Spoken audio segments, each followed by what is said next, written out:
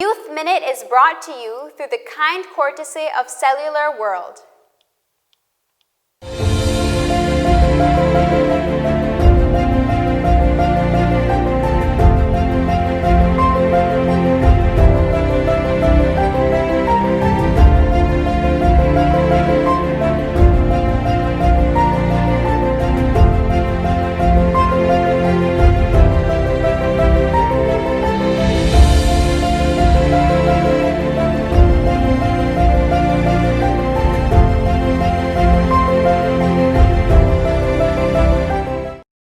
My name is Evelyn Ortez and I am 19 years old. I am a part of the Holy Redeemer Youth Group.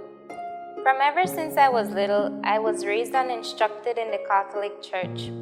However, as time passed by, I felt an emptiness in me because I didn't really have an intimate and personal encounter with God. In primary school, my only close friend passed away, and I felt so lonely. I began getting bullied by my classmates, and in that instant, I felt the need to change my way of being and my personality so that I can supposedly have friends, but even so, the emptiness was not satisfied. From a joyful and charismatic teenager, I began to be a bitter teenager who never saw the positive side of life. My life without God was really a challenge.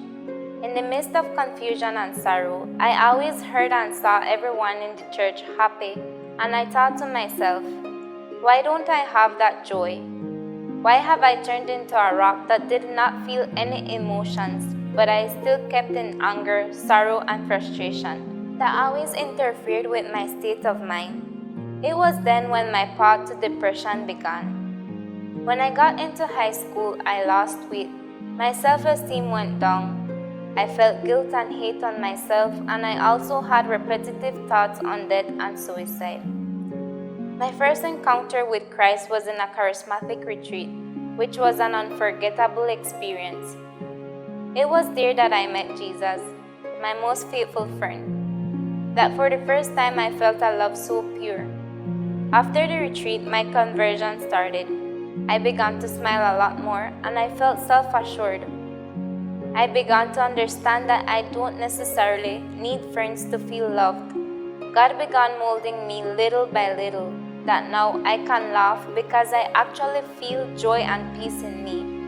He changed my way of thinking so that I see life more positively.